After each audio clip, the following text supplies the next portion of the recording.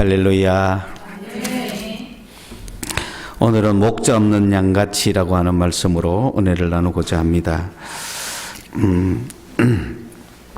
오늘 말씀의 비유는 주님이 무리를 보셨는데 어떤 무리를 보셨느냐 하면은 마태복음 전체가 오늘 간단하게 여러분 속에 기억하실 수 있을 것입니다. 마태복음은 예수님이 제자를 삼는 과정을 보여줍니다. 마태복음은 우리를 제자되게 만드는 그런 말씀이다. 그래서 마태복음을 우리가 열심히 공부해서 제자들은 바로 마태복음에서 훈련받고 길러질 것입니다. 그래서 주님께서 이제 4장에 보면은 베드로와 요한을 부르시죠. 불러서 또 그뿐만 아니라 많은 제자들이 주님께 나와서 산에 올라가셔서 첫째 주님은 가르치셨어요. 제자들에게 가르치시고 고치시고 전하시고 이 세 가지를 하셨죠. 그래서 지난 시간까지 우리는 가르치신 주님의 말씀에 대해서 들었습니다. 그 가르치시는 말씀 중에서 제일 중요한 거는 행함이 없으면 열매도 없다. 꼭 그걸 기억하셔야 돼요. 혹시 우리가 그걸 구하라 하는 것을 기도하고 연결시키면 안 됩니다. 우리의 행동하고 연결시켜야 되는 거예요. 우리의 삶의 행동이 내가 액션이 없는데 결과는 없다는 거죠. 가만히 있는데 살은 안 빠집니다. 예. 그렇죠? 내가 살 빼고 싶다는 의지를 첫째 가지고 그 살 뺄 곳을 찾고 그리고 액션을 해야 이루어지는 거예요. 주님은 행하는 자에게 반드시 이루어진다는 그 법칙을 말씀해 주신 거예요. 대접받고 싶은 대로 대접하는 거야. 그렇죠? 내 몸이 날씬해지기를 그런 대접을 받고 싶은데 그럼 대접을 해드려야 될 거 아니에요. 내 몸한테. 액션 없이는 아무것도 없다.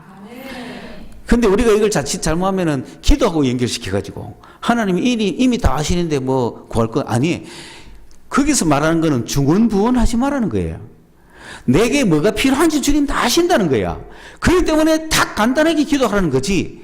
하나님이 내가 필요한 걸 모를 것 같아가 이것도 구해야 돼 막 저것도 그런 말 하지 말라는 거예요. 말을 많이 해야 주시는 거 아니다.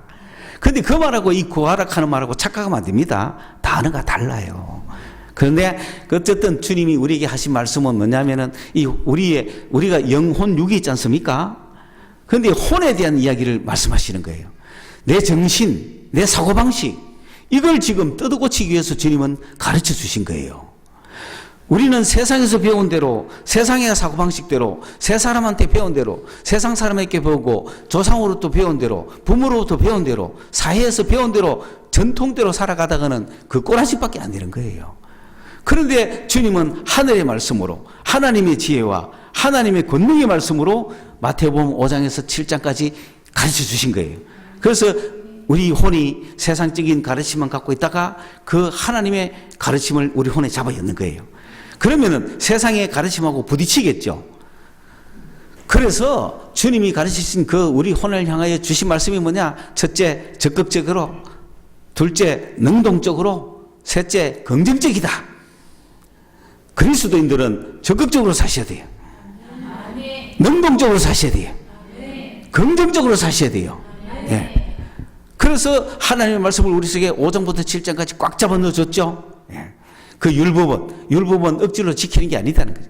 내 생각을 바꿔가지고 내 삶을 바꿀 수 있는 그런 사고방식. 내가 사람은 생각하는 대로 살거든요. 생각을 어디서 하냐면 혼이 한단 말입니다. 혼을 영어로 soul이라 그래요.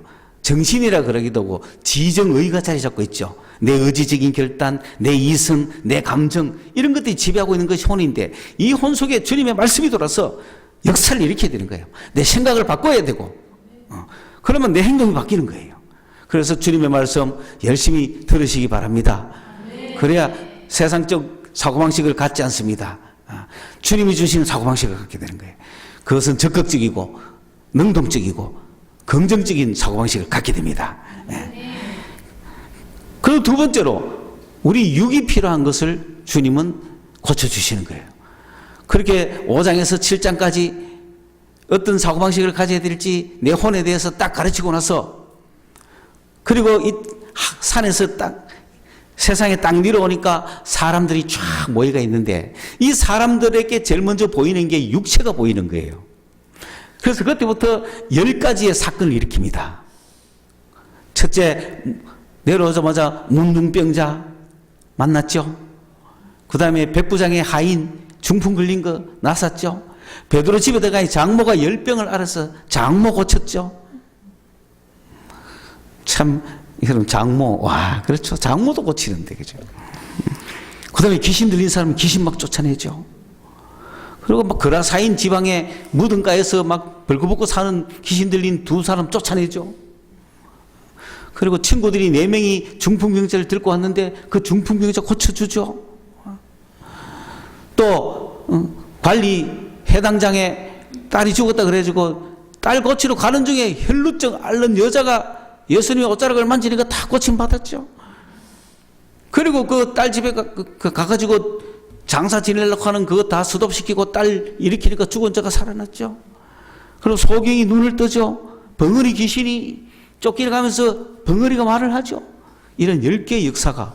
그 주님은 온갖 상태에서 온갖 질병을 가진 모든 육체의 질병을 앓고 있는 자들을 쫙 고쳤어요. 그걸 제자들이 같이 봤습니까? 맞습니까? 제자들이 같이 본 거야. 예수님을 따라가는 제자들은 첫째, 이 세상 사람 만났을 때 뭐 하는 법부터 배웁니까?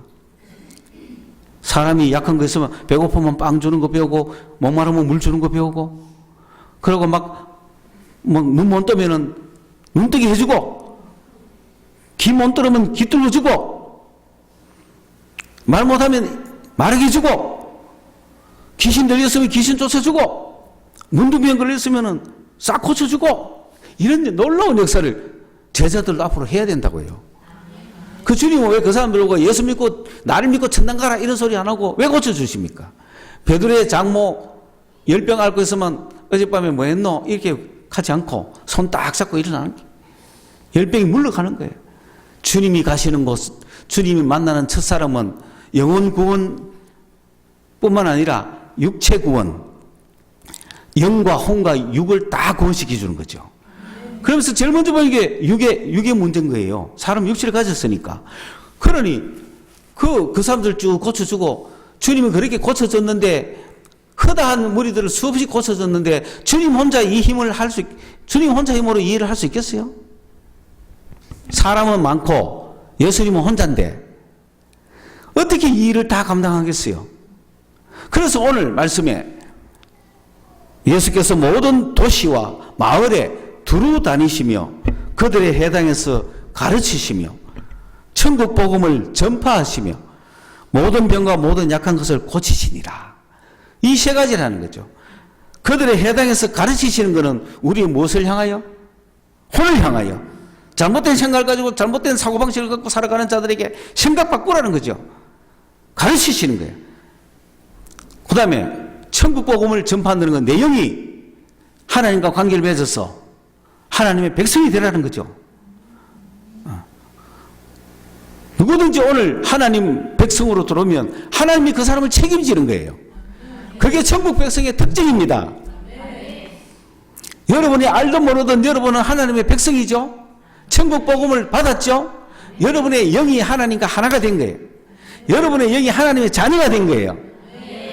이거는 뭐냐면 하나님이 여러분을 책임진다는 거예요. 근데 책임지면은 혼도 책임지고 육도 책임져야 되잖아요. 그래서 열심히 가르치는 거예요. 첫 번째, 여러분의 영은 구원받았어요. 여러분의 영은 하나님의 자녀가 됐어요. 그 자녀의 특권이 뭐냐면 하나님 책임 다 지는 거예요. 그러니 누구든을 만나도 천국 복음을 전파하십시오. 과감하고 용감하게 전파하십시오. 책임은 하나님이 지는 거예요. 그러면 그의 영이 하나님과 회복되가 살아나는 자가 되는 거예요. 그렇다고 그 사람이 혼이 잘 되거나 육이 아직 잘 되는 건 아니죠. 혼이 잘 되려면 뭘 받아야 돼요? 가르침을 받아야 되는 거야. 성경 말씀의 가르침을 받아야 되는 거야. 그 가르침을 보니까 오리를 가자 하면 10리를 가고 빵 한 개 돌라 하면 2개 주고, 그게 주님이 가르쳐 주신 우리의 혼 어때요? 아이고야, 네 거 네 먹고 내 거 내 먹자. 그게 우리 인생의 사고방식이라면은 하나님이 주신 사고방식은 아니라 왼밤을 때리거든. 오른밤을 돌 때고, 또 그걸 갖다 따지지 마라. 목사님, 얘는 오른밤 때리면 왼밤 때려 이렇게 했는데 왜 성경을 왜곡시키면 이렇게 하지 말고.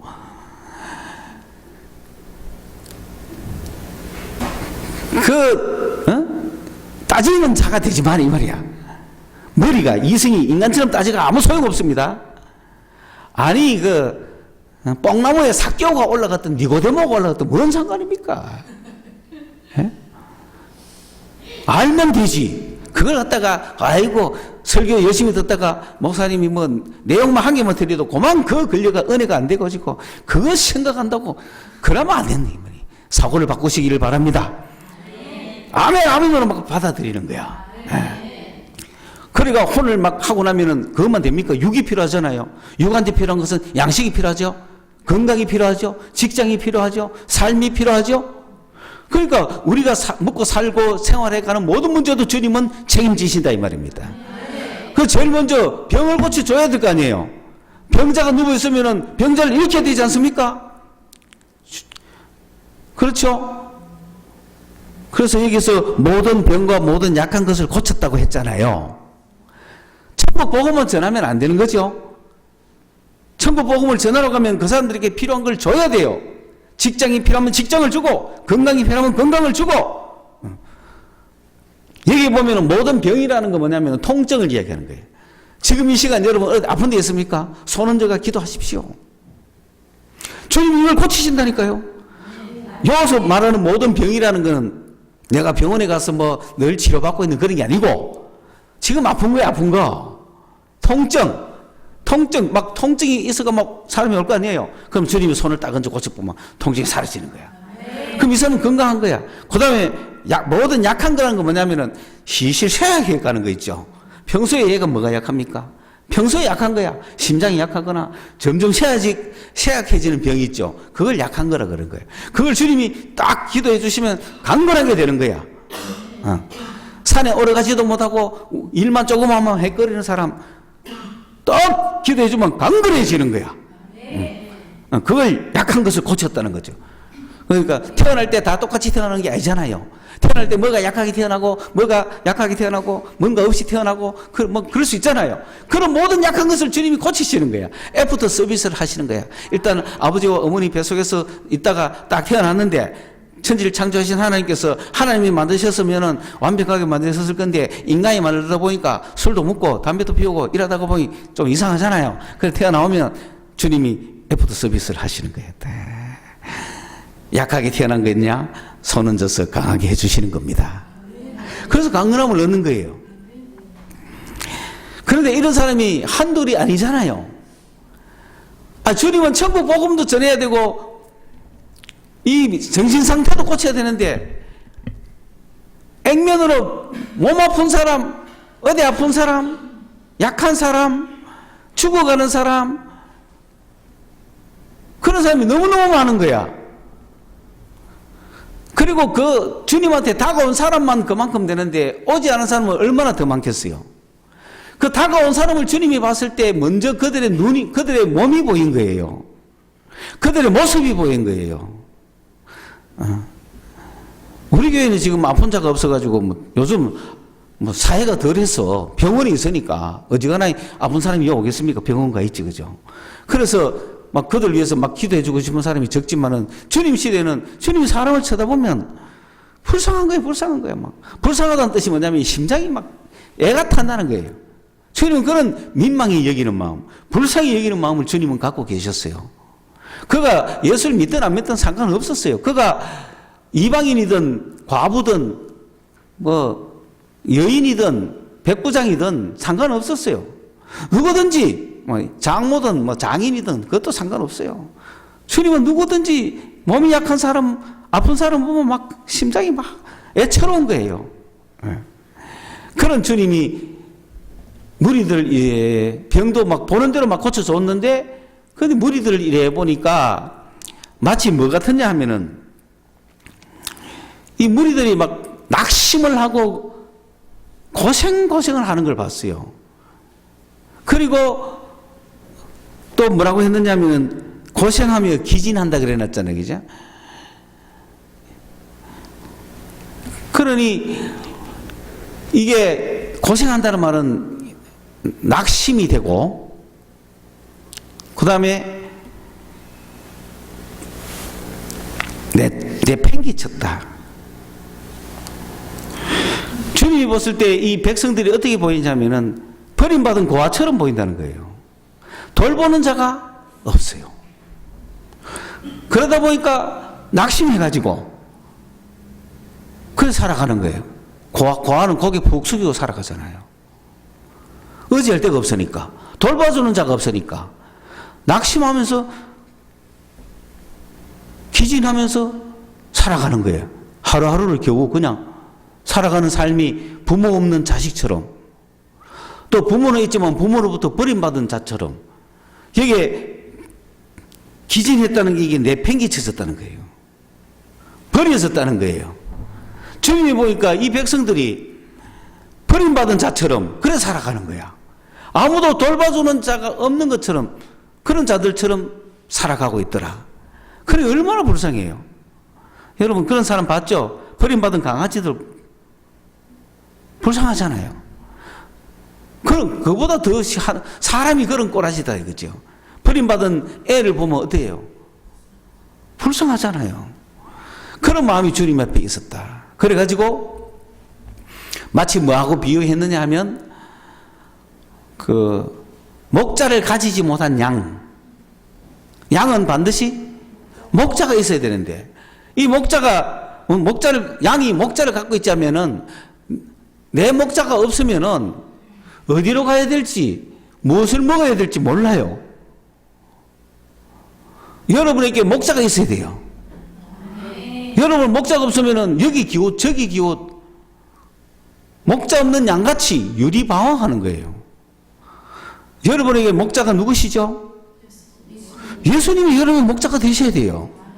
그리고 주님께서 불러주시고 만들어주신 공동체 안에서 목자를 삼아야 되지. 이런 의미에서 강력하게 이야기하지만 가나안 교회는 안 됩니다. 양이 목자를 갖고 있어야 되지. 목 잡는 양같이 유리방황하지 마란 말이에요. 빨리 목자를 만났어. 목자 대신 예수님을 만났어. 그리고 주님이 붙여주신 그런 목자들을 만났어. 목자를 정해놓고 살아가야 양이 마음껏 풀도 뜯고 근심하지 않고 방황하지 않고 살아가지. 이걸 좀 더 구체적으로 하면 아직도 교회를 먼저 목사님을 먼저 방황하는 사람들은 어떻게 살자는 거예요? 응? 당신은 나의 목자십니다. 당신이 나의 목사입니다. 당신이 나의 교회 담임이십니다. 그래야 되지. 이리저리 방하고 양이 제가 내 목장가 제가 내 목장가 하고 누구를 목자로 삼지 이렇게 하고 다니면 눈이 이리 삐뚤어지는 거예요. 그냥 갖다나 좋지 않는 눈인데 판단도 잘 못하면서 여기 기웃 저기 기웃 안 되는 거예요. 불쌍하다는 거죠. 우리 인생이 그렇게 살아가더라. 그래서 어떻게 해요? 이들을 이끌어줄 목자가 필요하죠. 이들을 이끌어줄 목자가 필요하고 이들을 가르치고 전파하고 고쳐줄 일꾼이 필요하죠. 수많은 사람들. 이거 예수님이 혼자 어떻게 다 해요? 그래서 추수할 일꾼을 불러야겠죠. 추수할 일꾼을 주님은 필요합니다. 왜? 추수할 게 너무 많기 때문에. 추수할 거는 너무 많은데 추수할 일꾼은 적은 거야. 손가락 안에 들어오는 거야. 그러니까 얼마나 부족해요. 지금은 누구 한 분밖에 없어요.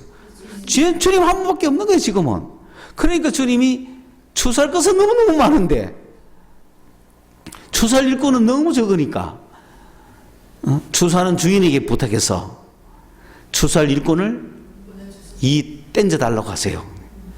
오늘 우리 교회가 주님처럼 세상에 나가서 유리방황하는 자들을 가르치고 고치고 전파하는 사역을 해서 그들을 하나님의 백성으로 막 불러야 된다면 그런 일을 해야 되는데 그런 일을 하려면 일꾼이 필요하잖아요.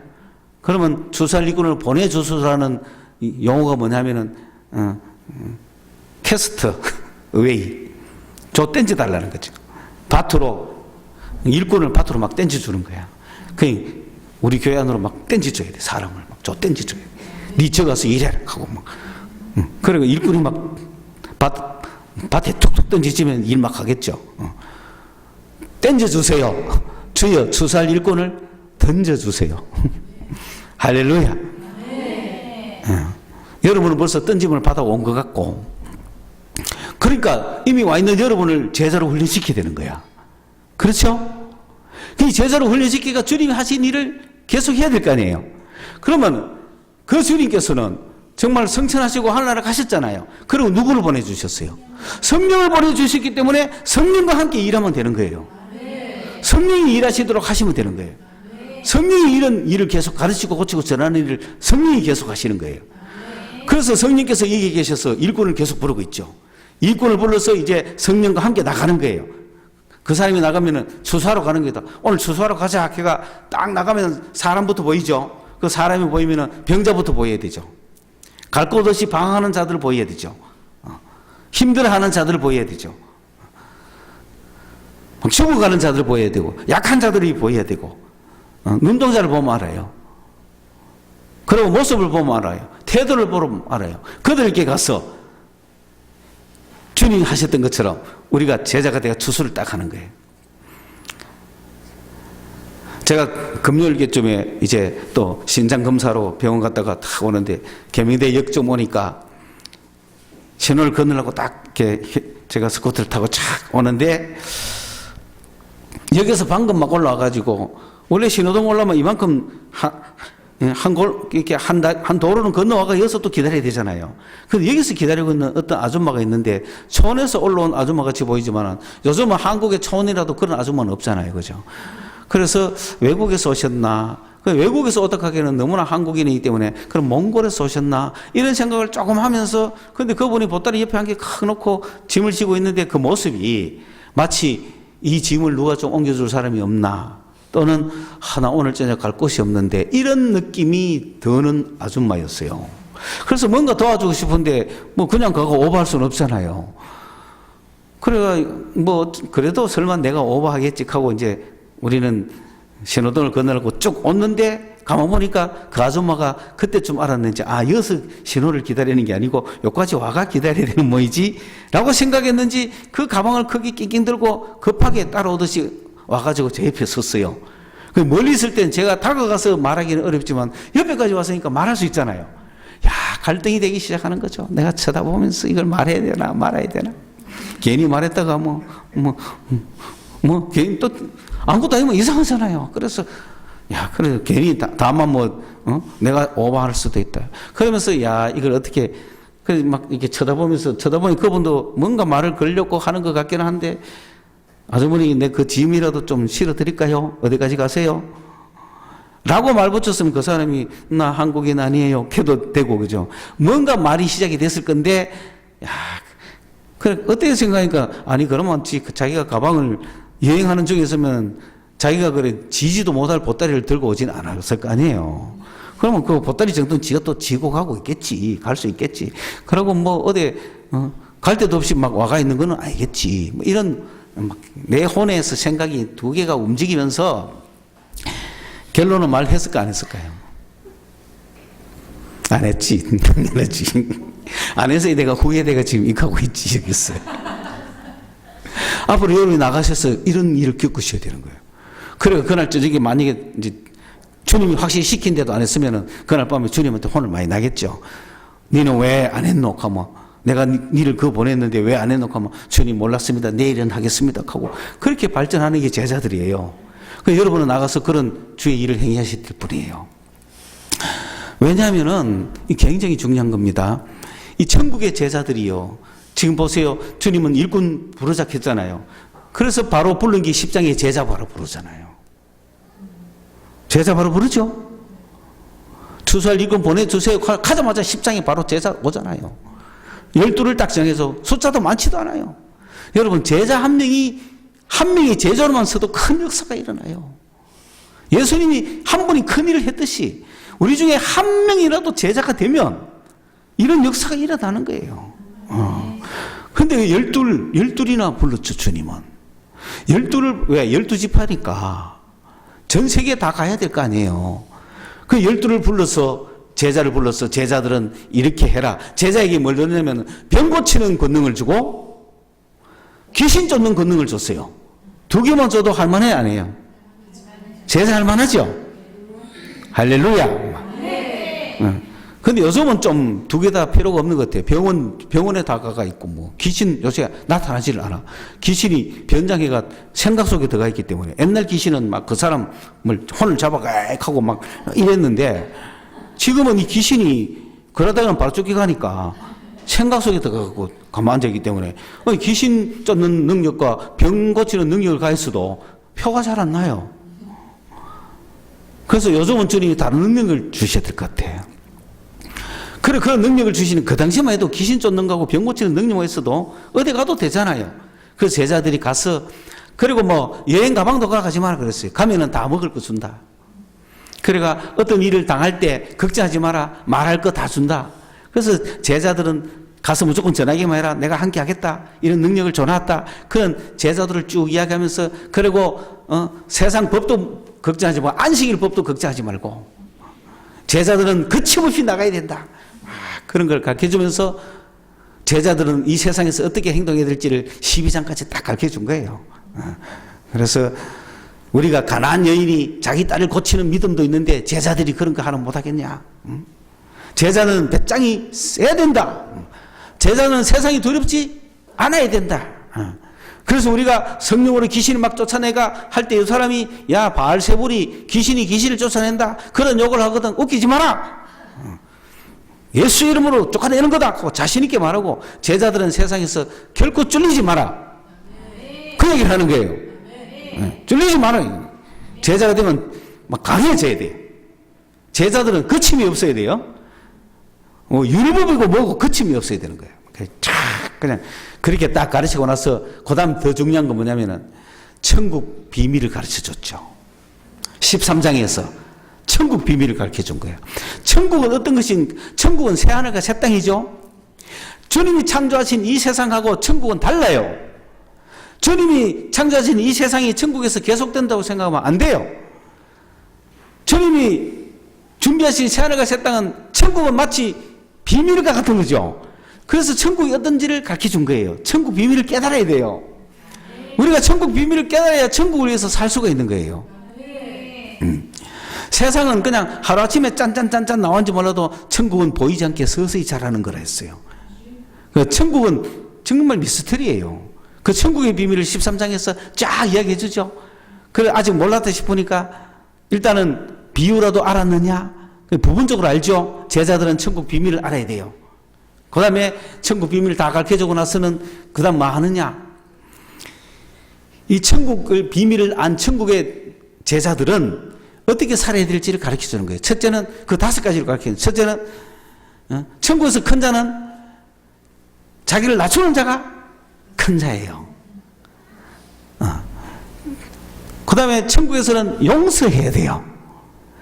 세상 사람들은 죄 짓다고 안 갚으면 다 하고 그런 게 아니에요. 이런 번을 7번이라도 70번이라도 용서해야 돼요. 천국의 삶은 용서합니다. 세 번째, 천국은 한 번 결혼으로 끝나지 이혼 같은 거 없다는 거예요. 그건 뭐냐면 세상은 이혼 천지잖아요. 그러나 천국에서는 천국 백성들은 하나님의 제일 처음에 창조하신 그 원칙 잘 지켜야 된다는 거예요. 그걸 갖다가 세상적인 윤리에서 자꾸 적용하려면 안 돼요. 천국에 적용해야 돼요. 그거 설명하려면 기니까. 요즘은 이혼이 많기 때문에 뭐 이게 무슨 말인지 잘 모를 수 있잖아요. 그러나 그것은 천국과 관련되기 때문에 나중에 또 이야기하고. 그 다음에 네 번째, 첫 번째는 천국에서 큰 자는 자기를 낮추는 자가 큰 자예요. 두 번째는 용서해야 돼요. 셋째는 이혼 금지예요. 천국은 이혼하는 법 없어요. 천국은 이혼하는 법 없어요. 그 다음에 네 번째가 뭐죠? 네 번째 몰라요? 네 번째 뭐냐? 네 번째는 천국은 부자 청년. 이해가셨죠? 물질 아까워서 벌벌 떨면 안 돼. 여러분 천국에 제자도로 살아가잖아요. 물질을 많이 모으세요. 그러나 물질을 위해서 살지는 마세요. 물질을 많이 모아가 베푸세요. 그 다음에 마지막으로 이 천국 제자된 자들은 천국의 생활을, 천국의 삶의 태도는 어떤 것이냐 하면은 그 결정적인 비유를 포도밭의 일꾼 비유를 한 거예요. 포도밭의 품꾼 비유 아시죠? 천국은 어떤 곳이죠? 아침 일찍 6시에 와가 일한 포도원 일꾼이나 오후 5시에 와가 일한 일꾼이나 똑같이 싹을 줬다. 거기에 관점 있는 게 아닙니다. 그게 관점이 있으면 야 나는 아침에 가지 말고 오후 5시 가가 1시간만 일해야지 이렇게 할 수 있잖아요. 그런 게 아닙니다. 천국 비유는. 정말 인생을 허비하면서 사는 자들이 많잖아요. 그래도 포도밭의 주인 하나님은 너무 좋으신 분이야. 아무리 늦어도 늦은 게 아니에요. 그들에게도 기회를 주는 거예요. 인생의 기회를 주는 거예요. 그런 좋으신 포도밭의 주인이십니다. 여러분 이 나이에 내가 어떻게 하느냐 아니에요. 이 나이에라도 괜찮아요. 허송세월 다 해서도 괜찮아요. 6시, 9시, 12시, 3시, 5시. 아니 어느 주인이 5시에 일꾼 구하러 나갑니까? 너무나 좋은 일꾼이기 때문에, 너무나 좋은 주인이기 때문에, 너무나 좋으신 분이기 때문에, 하나님은 그런 분이에요. 너무나 좋으신 분이기 때문에 그 시간에도 가가지고 노는 사람 없나를 보고 일하게 하시는 분, 인생의 가치를 주시는 분, 그 좋으신 분이 그게 천국입니다. 그걸 보고 6시부터 일한 사람은 불평하면 안 됩니다. 예. 이와 같이 먼저 된 자가 나중되고 나중된 자가 먼저 된다. 여러분 우리는 일찍부터 예수 믿어서 이 행복을 누리고 있었지만 그렇다고 해서 뭐 행복한 줄 모르잖아요. 그런데 여러분 최근에 이래저래 유튜브에도 많이 올라와 있지만 개그우먼 조혜련 씨 있죠. 조혜련 씨가 40 넘어가지고 예수를 만났잖아요. 뭐 5시에 가기 너무하고 한 3시쯤 안 되겠나. 얼마나 행복할지 몰라요. 그분은 지금 만나가지고 그 좋으신 하나님을 막 증거하는 거야. 미친 듯이 일하는 거예요 지금. 그러니 그 좋으신 하나님을 만나면 그래 되는 거예요. 그분이 나중된 자가 먼저 돼 있잖아 지금. 나중대가 먼저 돼 있는 거예요 지금. 야, 그분이 우리 보고 성경 읽으라 합니다. 성경도 안 읽고 뭐 하느냐고. 어떻게 지금까지 성경도 한번 알겠냐고. 나중된 자가 먼저 돼가지고. 그런 역사가 일어나는 게 천국 생활입니다. 그렇게 해서 20장까지 딱 마치고 나면은 21장부터는 뭐가 생기느냐. 21장부터는 이제 드디어 주님이 예루살렘에 입성하는 거야. 예루살렘에 입성하면은 어떤 문제가 생기냐면은 예수를 받아들일 것인가 배척할 것인가 둘 중에 하나예요. 그래서 비유를 3가지 하죠. 2 아들이 있어. 첫째 아들 보고 일하러 가라 했더니 예 하고는 안 갔어. 그럼 둘째 아들한테 가라 하니 안 갑니다 하더니 나중에 후회하고 갔어. 예수를 누가 지금 받아들이냐는 거예요. 유대인들은 예 했다가 안 믿어. 이방인들은 아니요 했다가 믿어. 예수를 받아들일 것인가? 예수를 배척할 것인가? 그 문제를 갖고 이야기하는 거예요. 그러니까 여러분 이것도 왜 따지면 안 되느냐면은 영어 성경에는 큰아들이 노 했다가 예수 합니다. 작은아들이 예수 했다가 노 합니다. 그러니까 이거 예스 노 누가 했다 따지지 말아야 이 말이에요. 영어는 그래 돼 있어요. 보시라고. 나중에 봐 지금 보지 말고.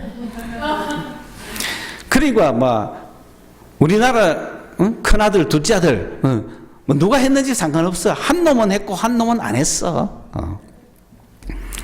2번째 비유가 뭐냐면 악한 농부 비유입니다. 주인이 멀리 갔다가 세를 받으러 종을 보냈더니 농부들이 때려 죽이고 마지막에 아들을 보냈더니 아들까지 죽였어요. 영접을 안 하고. 이런 악한 농부들 어떻게 해야 돼? 다 처단해야 되죠.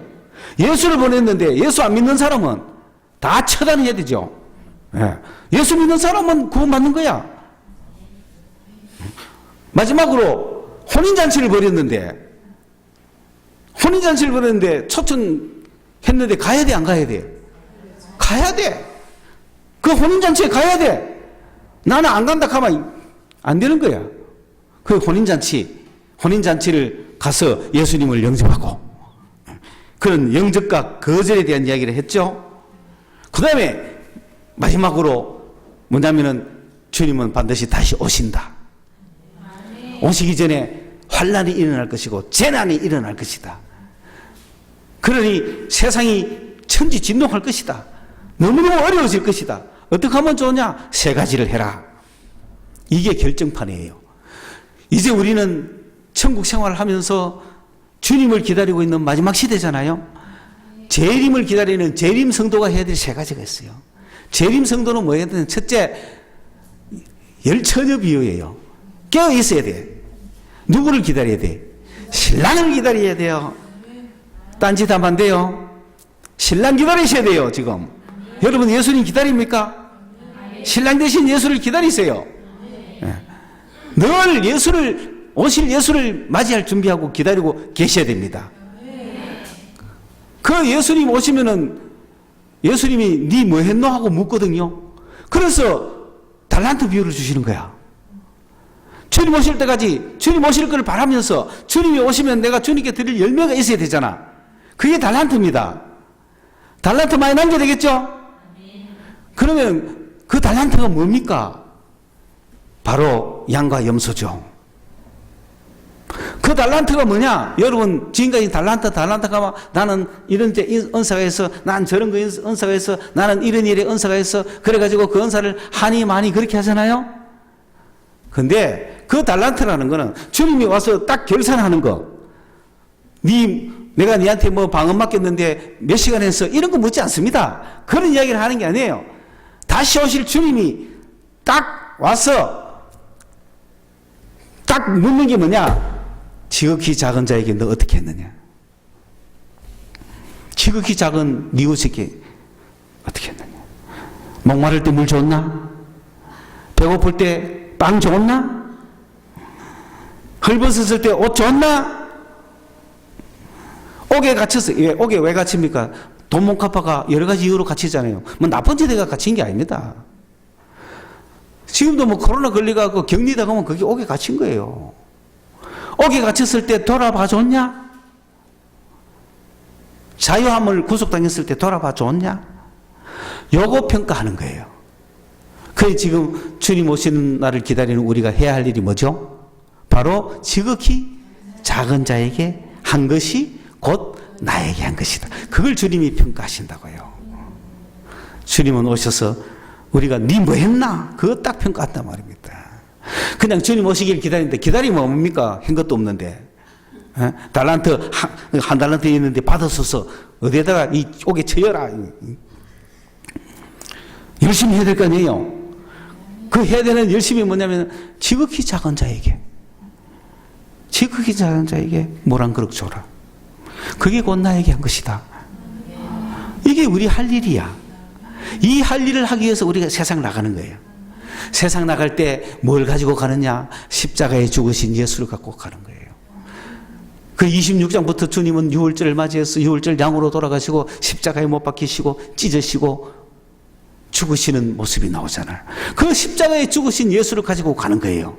십자가에 죽은 예수를 가져가가지고 그가 찔림은 우리의 허물을 인하며 그가 상함은 우리의 죄악을 인하며 그가 징계를 받음으로 우리가 하나님과 화평을 누리고 그가 채찍에 맞음으로 우리가 나음을 입었도다.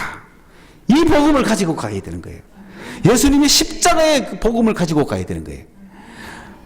누가 병든 자 있으면 예수님이 채찍에 맞을 때 내 병을 주님이 짊어지셨다. 그가 십자가에서 못 박혀 피 흘리실 때 내 죄를 짊어지셨다. 그가 하나님으로부터 버림을 당했을 때 내 영혼이 하나님께 구원받았다.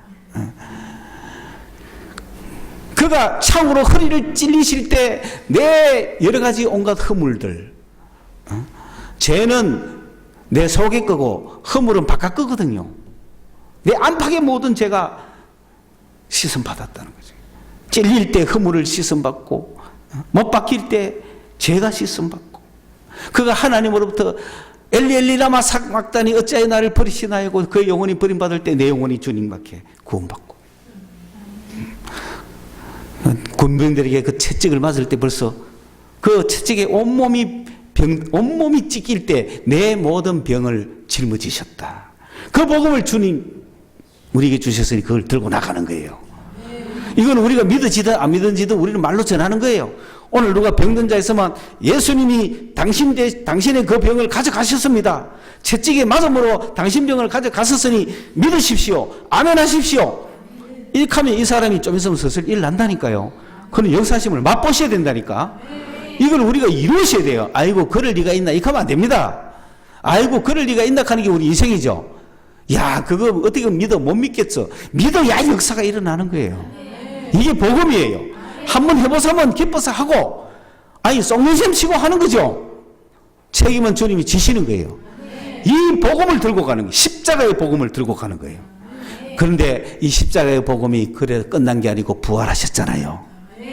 부활하시고 나서 부활하신 이유가 뭐예요? 우리에게 성령을 주시기 위해서. 성령을 우리에게 보내주셨으니 우리는 성령과 함께 그 일을 하는 거예요. 주님이 계시듯이 주님과 함께 그 일을 오늘 우리가 하는 거예요. 그게 제자예요. 그래서 너희는 가서 모든 족속으로 제자를 삼아. 28장 19절에 마지막으로 너희는 모든 족속으로 제자를 삼아라 그랬잖아요. 그게 마태복음의 결론이란 말이에요. 마태복음은 제자를 불려서 제자를 훈련시켜서 제자 삼도록 만드는 제자의 책이에요. 오늘 우리가 주님의 제자가 되어서 부활하신 주님이 우리에게 보내주신 성령을 부여잡고 성령과 함께 가서 일하십시오. 여러분 쪽팔릴 일 없습니다. 성령이 쪽팔리시지. 여러분은 마음껏 하십시오. 성령이 일하십니다. 그 예수의 십자가의 복음을 막 선포할 때 성령이 막 역사하는 거예요. 이런 역사가 있기를 주님의 이름으로 축원합니다. 기도하겠습니다. 하나님 아버지 오늘도 감사합니다. 예수께서 십자가에 달리실 때 우리의 허물과 우리의 죄와 우리 하나님의 원수된 죽은 영혼과 우리의 모든 병에 육체의 모든 질고들이 다 주님 안에서 주께서 십자가에서 도말하여 주시고 없이 하여 주시고 회복시켜 주시고 치료하여 주신 줄로 믿습니다. 이 복음을 저희들이 들고 지극히 작은 자에게 가기를 원합니다. 성령이여 역사하여 주시고 도와주시옵소서. 제자 되게 하여 주시옵소서. 예수님의 이름으로 기도드리옵나이다. 아멘.